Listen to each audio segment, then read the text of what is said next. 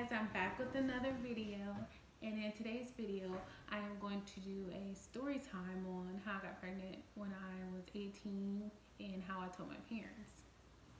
So let's just start the day I found out I was pregnant. So I was still in high school. It was my senior year, and something just felt off, and I knew something felt off a couple days before that day. But I had a close family friend tell me that I was pregnant even before I knew. So something in me told me to go get a test. So I went to Dollar General, which was across the street from my high school, right before school started. At this time, I was already driving, and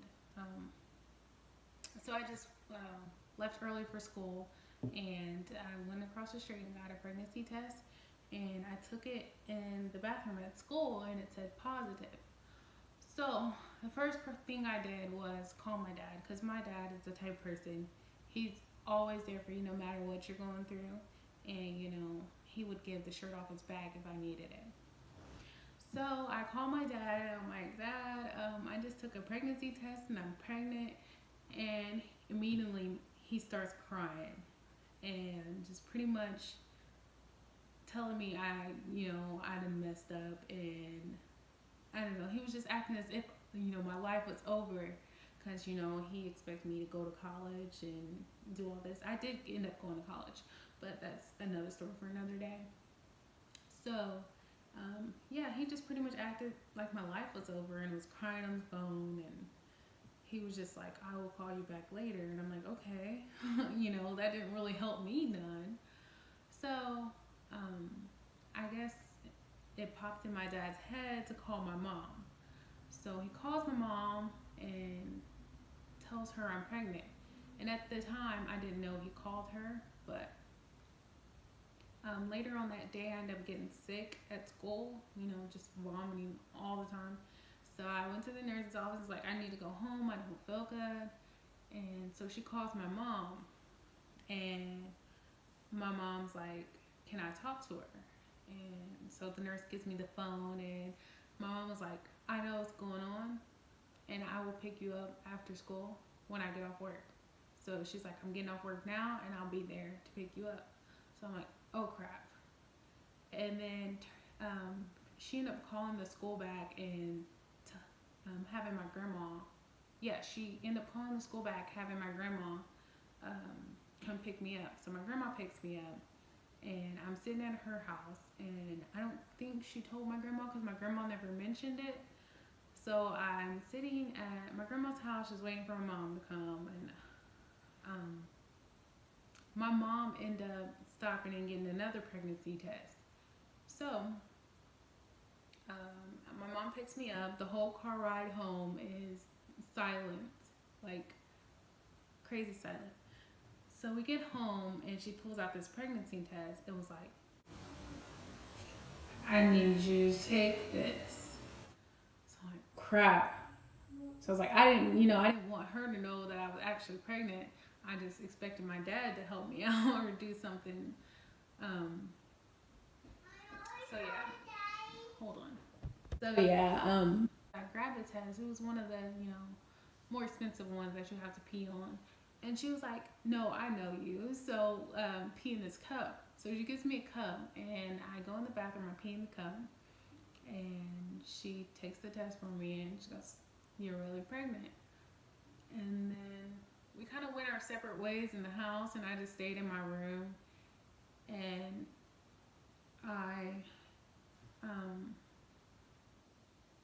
think she had took my phone, and so I hadn't got a chance to talk to the baby's father, and so I ended up messaging him on, back then we used Gmail chats, like the video chats and whatnot. So I ended up telling him then, and he didn't respond. So after a couple days went past, my mom had stopped talking to me for like 3 or 4 days, and I was telling my friends, my mom found out I was pregnant, and she's not talking to me, and I had this one good friend tell me, she'll eventually come around. And it really frustrated me because before I got pregnant, my brother had got somebody else pregnant. And, she didn't treat him that way and whatnot. But yeah, so for the next 3 or 4 days, my mom had stopped talking to me. And I just remember thinking, oh, something bad is about to happen. And I'm going to be stuck taking care of this child, and I'm going to be kicked out and whatnot. And I just thought things were going to go terribly south, and I was just going to be out on the street with nothing.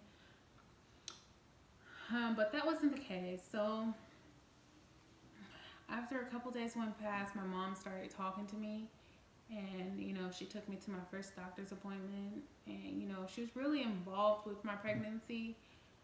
And and she asked who the father was, and I told her. And then things started to get back to normal, as normal as they could be when I was pregnant.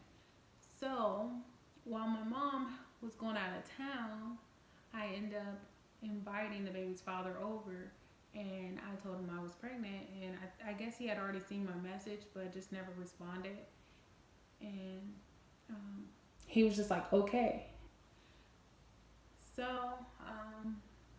let's go ahead and fast forward to when I had my daughter.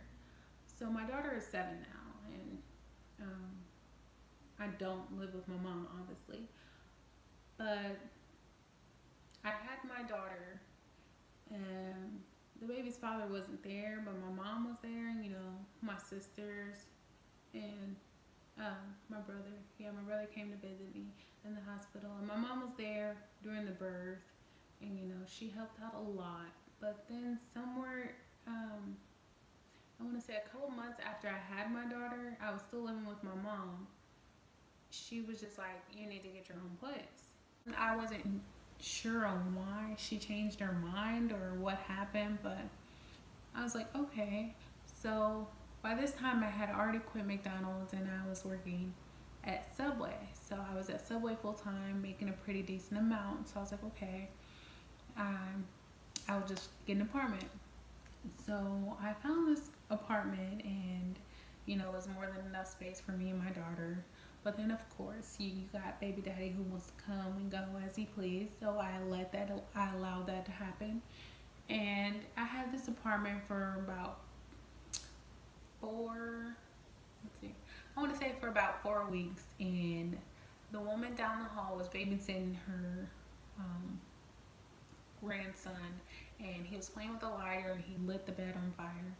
And long story short, our whole apartment building caught on fire, and I lost everything.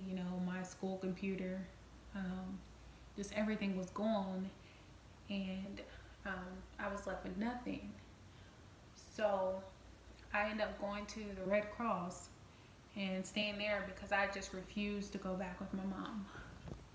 Sorry, I refused to go back and stay with my mom because she put me out, so why would I want to go back?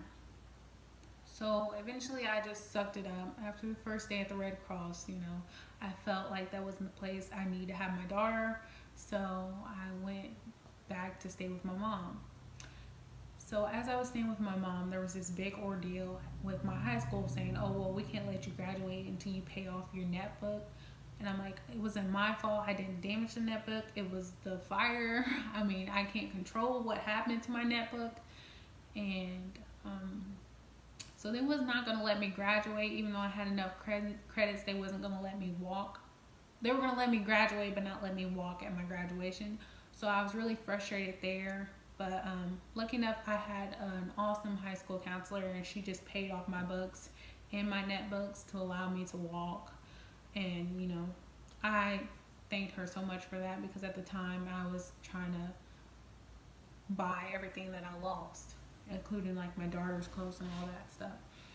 So I moved back in with my mom, and she was in the process of moving to a new house as well. So I moved to her new house with her for about a couple days, and then I got another apartment. So that's pretty much the story of my pregnancy. My friends were there through a lot. You know, I still was able to graduate. I was still hanging out with my friends. You know, I was lucky enough not to have the friends that, you know, like to go clubbing and do all that stuff. They, you know, knew that I had a child, and sometimes I was their, you know, excuse to go hang out with boys too. Like, she has the apartment, I'm at Zakaria's house, I'm staying night with Zakaria. So, you know, we had that set up too. But, um, yeah, you know, they would always say, "Hey, Zakaria, you want to come hang out?" Even if it was like riding around, you know, we would even go to McDonald's and get my daughter some ice cream or something like that, you know. So I still was able to be a normal teenager, but at the same time, I had a lot of responsibility at a young age. But yeah, that's pretty much how my parents reacted. And um, I wouldn't say it was super easy for me to be a single mom, even though I didn't have her super young. I was almost out of high school, but it was hard for me, being that I was the only one with the income and supporting her. It was hard. I mean, if you are a teenager watching this video, it can wait. Sex is not that important. It's not worth, you know, raising a baby in high school. It was hard enough on me, and I was about to get out of high school. And I say, if you're gonna wait, wait. So yeah, that's my story. Be sure to give this video a big thumbs up, and let me know in the comments any other videos you guys want to see, or any of the story times you guys want to hear. And I will see you guys in the next video.